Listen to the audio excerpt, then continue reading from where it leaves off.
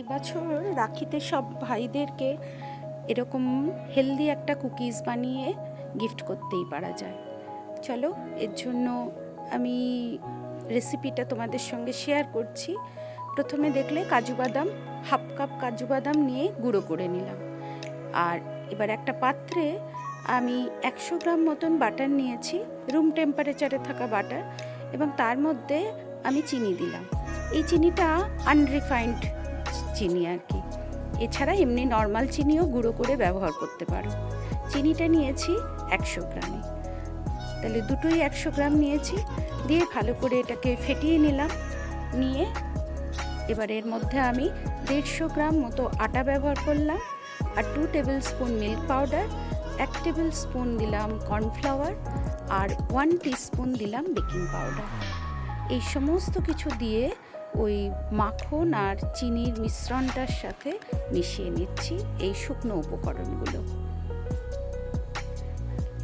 এই মাপগুলো বেকিংয়ের ক্ষেত্রে খুব জরুরি, গুরুত্বপূর্ণ আর কি। তাই মাপটা তোমাদের আরেকবার আমি বলে দিই। 100 গ্রাম আমি মাখন নিয়েছি। যেহেতু মাখনটা আমার সল্টেড, তাই আমি নুন ব্যবহার করিনি। আনসল্টেড মাখন হলে অল্প 1 চিমটে নুন দিয়ে দেবে। তা মাখন নিয়েছি, চিনিও নিয়েছি 100 গ্রাম, হাফ কাপ কাজু বাদাম নিয়ে সেটাকে গুঁড়ো করে নিয়েছি। আর এদিকে তারপরে নিয়েছি 150 গ্রাম আটা, তার মধ্যে ওই কাজুর গুঁড়োটা দিলাম। দিয়েছি 2 টেবিল স্পুন মতো মিল্ক পাউডার, 1 টেবিল স্পুন মতো কর্নফ্লাওয়ার, আর 1 টিস্পুন মতো বেকিং পাউডার। এই সব দিয়ে ভালো করে মিশিয়ে লাস্টে আমি দেখলাম একটু লিকুইড দরকার, নাহলে ঠিক এইরকম ডো ফর্ম আসছে না। তাই জন্য আমি একটু দুধ ব্যবহার করেছি, তাও 1 টেবিল স্পুন মতোই দুধে আমার হয়ে গেছে। কারণ এটা ঠিক আটা মাখার মতন কুকির ডো হয় না, মানে ঠেসে ঠেসে মাখতে হয় না, জাস্ট পুরোটা একটা জড়ো হলেই হলো আর কি। দিয়ে এবার এটাকে একটা বাটার পেপারের মধ্যে নিয়ে আমি একটু বেলে নিচ্ছি।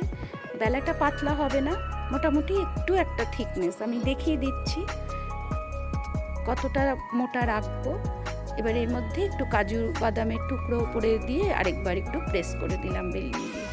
এবার আমি একটা কুকি কাটার নিয়ে এটা এই মানে শেপে আমি করব বলে এরকম কুকি কাটার ব্যবহার করেছি। এই যে এই থিকনেসে বেলে নিতে হবে, কুকিগুলো এই থিকনেস হওয়া দরকার।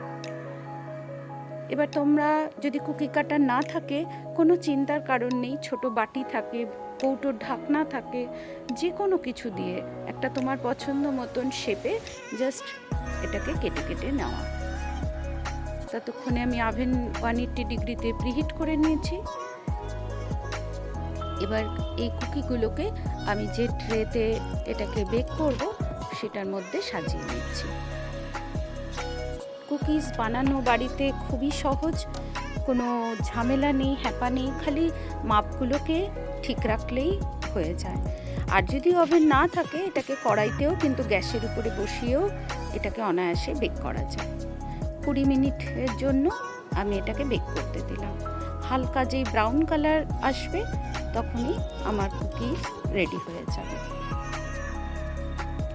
খেতে তো ভীষণই টেস্টি হয়। এটাকে কাজু বাদাম কুকিজই বলে, যেহেতু কাজু বাদাম গুঁড়ো করে ব্যবহার করেছি, এছাড়াও টুকরো ফর্মেও দিয়েছি, আর এছাড়া আটা দিয়ে করেছি, আনরিফাইন্ড সুগার ব্যবহার করেছি। তাই হেলথের কথাটাও অবশ্যই মানে মাথায় রেখেই করা।